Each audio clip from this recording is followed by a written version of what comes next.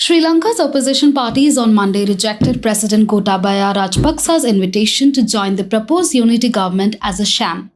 Sri Lanka's opposition dismissed President Rajapaksa's invitation to join in a unity government as a nonsensical and instead demanded his resignation over the country's worsening shortages of food, fuel, and medicine. Lanka's parliament will convene today in its first session since a state of emergency was imposed as the country grapples with protests and mounting demands for the president's resignation over a worsening economic crisis. The Lankan president has named 4 ministers to maintain the legitimacy and stability of parliament until a full cabinet is appointed.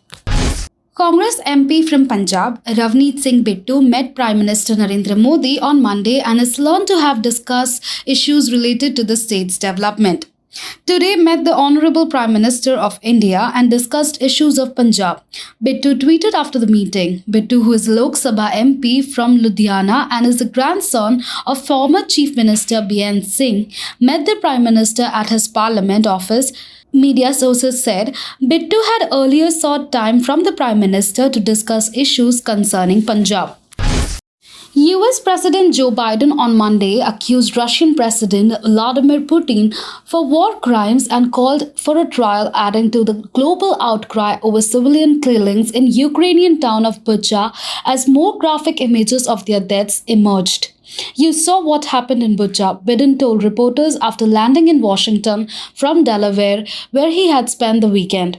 "This warrants him. He is a war criminal."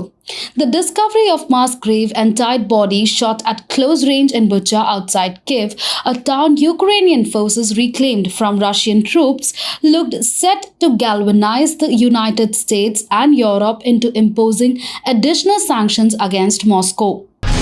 Karnataka Minister of Primary and Secondary Education B.C. Nagesh on Monday said that the state government has given an option to the teachers who are insisting on wearing hijab to take up exam duty. Speaking to ANI, the minister said, "We have made uniforms compulsory. It is the moral duty of any teacher to see that they also come how children come to school. In many schools, children question us that we are prohibiting the students from putting hijab, but the teachers are putting hijab. So we requested them not to do that because they will be in the front of the students in the classroom." Mr. Nagesh said that most of the teachers accepted the government's request to not wear hijab inside classroom. Petrol and diesel prices were hiked again by 80 paise a litre each, taking the total increase in rates in the last 2 weeks to Rs 9.20 per litre. Petrol in Delhi will now cost Rs 104.61 per litre as against Rs 103.81 previously, while diesel rates have gone up from Rs 95.07 per litre to Rs 95.87, according to a price notification of state fuel retailers. Rates have been increased across the country and vary from state to state depending upon the incidence of local taxation.